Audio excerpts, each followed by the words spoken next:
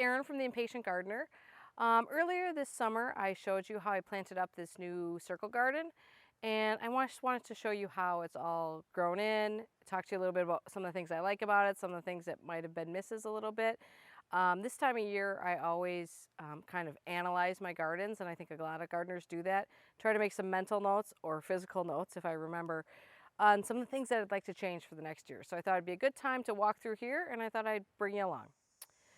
So I'm standing in one of the sort of skinny sides, because remember I call this the circle garden, but it's really an oval.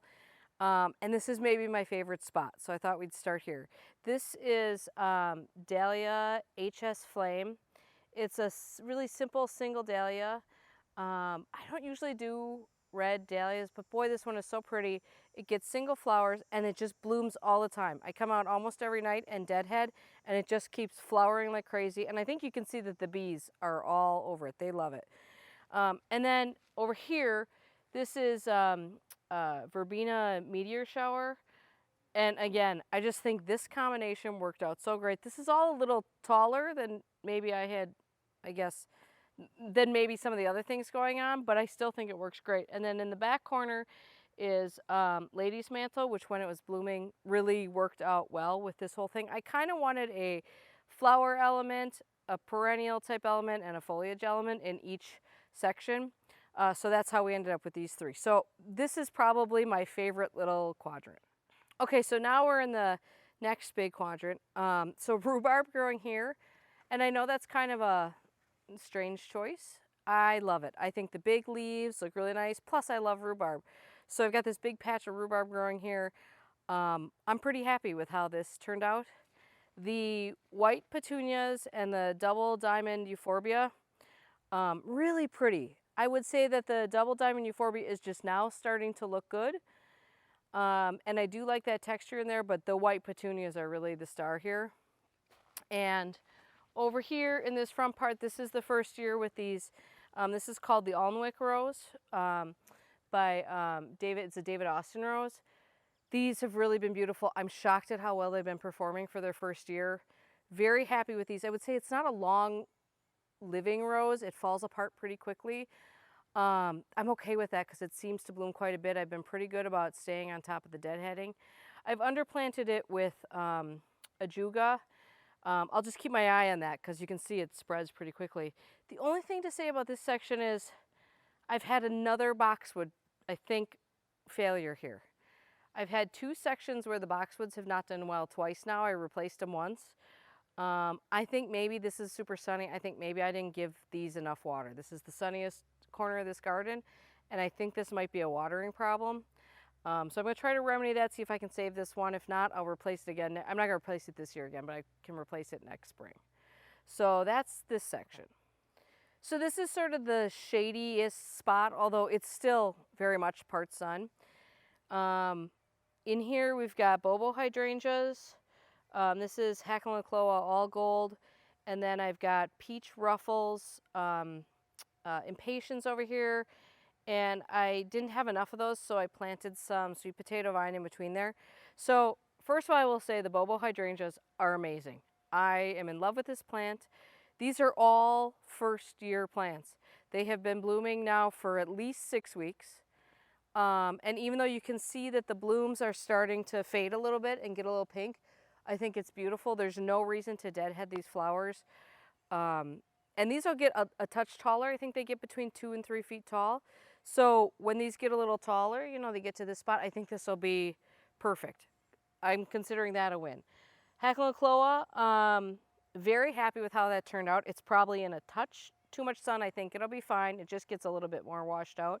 Only problem is that I transfer it from another part of the garden and I brought some weeds with it. So I've had to kind of stay on top of the weeding. There's a couple in there that I have to get after. The peach ruffles, you know, probably not the best choice for this spot. It ended up really quite patchy. You know, those aren't plants that spread that much. So, I mean, you can see if you come in here, you can see that they just didn't get that large. So, and they aren't supposed to. So either I would have needed a ton more plants or probably should have planted something that spread a little bit. In the places where they did well, they're gorgeous. That's a beautiful, beautiful flower. but it just probably wasn't the right choice. And I'm not sure the sweet potato vine is really doing what I wanted to do. So I think that's probably one to rethink for next year. Okay, so now we get to sort of a challenging part of this where didn't do as good of a job. This is called Dahlia. I love this dahlia. I'd happily plant this dahlia here again. I think it turned out really nice. I put in 6 plants. It's too many. I should have done 5. There's a boxwood buried in here that's just getting kind of eaten by these dahlias. But another great performer, another one that blooms all the time. Happy with the color, happy with the shape. It's a water lily shape. So this is a good one. Unfortunately, it's so out of touch in terms of height with everything else in this bed that it all looks a little lopsided. In front here, you might remember that I planted a combination of gold dust,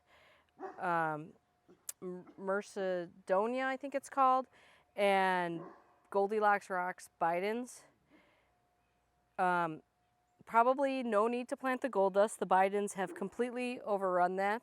But the biggest problem in this bed and the biggest problem in the whole garden, unfortunately, was the part that it was an experiment and I knew I was kind of taking a chance. It's the Egyptian walking onion. They looked great for a while. They have all flopped. Some of it's setting up some new shoots here, but for the most part, this is a disaster. It all flopped. It doesn't look great. So I'm going to have to move those because I love that plant. I'm going to move those somewhere else in the garden. We'll find something else to put in there for next year that brings that foliage element to this spot. Middle, really happy with how the center turned out. I've got the 2 different colors of alyssum growing here. I've already cut them half back once. So there's new flowers coming from half of them. They're starting to get a little dry. I'll probably cut back the other half of them. Water them really well. In the center here, this is Thai basil, which I've been letting flower because I think the flowers are kind of pretty. This is all a little bit past peak, but when it was peaking, it looked amazing. And the chive hedge in this spot is starting to get a little floppy, so I'm going to cut the chive hedge back. Oh, and there's this is a new clematis that I planted here, so it's pretty spindly, but once that gets going, that'll be beautiful. We'll cut that back hard, and it'll get a lot more stems for next year, and it'll be very pretty. So overall, I'm pretty happy with this, even though right now it's looking a little shabby. So I think the last time I showed you this garden, the gravel wasn't in yet. The gravel's in. I'm really happy with how that's turned out. I've just been taking the leaf blower and trying to blow the stuff off it to try to prevent weeds from later on. The more stuff that falls on top of it, it sort of creates soil, and then you get weeds, and that's a drag. I'm going to cut back, I think, the entire chive hedge. The chive hedge has been great. I'm thrilled with it. I think that is maybe the biggest success in this whole garden. But like you can see, some of the sunnier parts are looking a little shabby.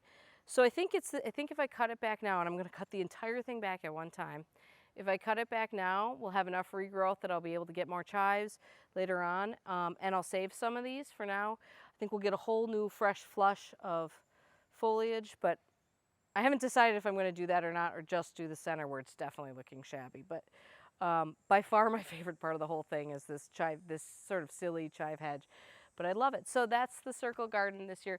Let me know what you guys did that's new this year, what you're working on, what you think about what I have going on over here, and if you have a suggestion for what I should be planting where those Egyptian walking onions are. So I hope you did some fun gardening today. We'll talk to you soon.